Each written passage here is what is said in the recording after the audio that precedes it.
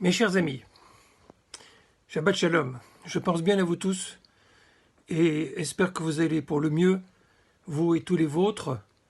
Si ce n'est pas le cas, sachez bien que mes pensées et mes prières vous accompagnent pour passer ce cap difficile. Nous abordons dans le cycle de la Torah le livre du Lévitique, Vaïkra. C'est probablement le plus difficile de la Torah tant il est technique et procédural. On énumère en détail le fonctionnement du tabernacle, l'activité sacrée du temple, dans tous ses fastidieux détails. À l'approche du Seder, il est temps, chers amis, de s'y préparer par l'étude. Je voudrais vous parler du premier rite qui inaugure cette soirée pascale et qui n'est pas sans rapport avec le temple, puisqu'il s'agit d'un rite de purification. Je veux parler de la Netilat Yadayim, l'ablution des mains.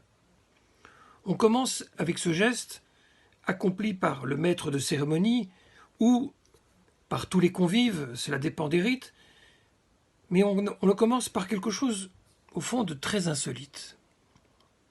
C'est un rite que je qualifierais volontiers d'orphelin.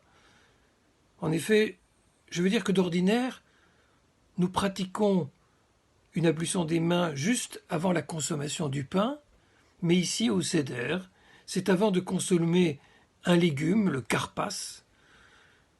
Ensuite de quoi, seulement, nous brisons le pain. Et curieusement, contre toute attente, nous ne consommons pas le pain. Tout cela pose évidemment bien des questions sur le rituel singulier de la veillée pascale. Mais intéressons-nous plus particulièrement aujourd'hui à ce rinçage des mains. Dans les circonstances qui sont les nôtres, j'ai envie de dire que c'est devenu au quotidien le geste rituel le plus sacré. Certes, ce sont à l'origine des raisons religieuses et non hygiéniques qui nous commandent d'opérer ce geste dans le rituel quotidien, et la preuve en est qu'il faut avoir les mains propres avant de l'accomplir. Mais je suis frappé par toute la minutie qui nous est demandée aujourd'hui lorsque nous devons nous laver les mains pour enrayer la propagation du virus. Nous le faisons et devons le faire religieusement, si je puis me permettre ce semi-trait d'humour, car l'enjeu, c'est de lutter contre le fléau, c'est de lutter contre la mort. Je voudrais dire, en quelques mots, que se dégager de tout ce qui est morbide est également le sens spirituel de ce geste de rinçage, d'ablution des mains et de tous les rituels qui, dans le temple, demandaient purification.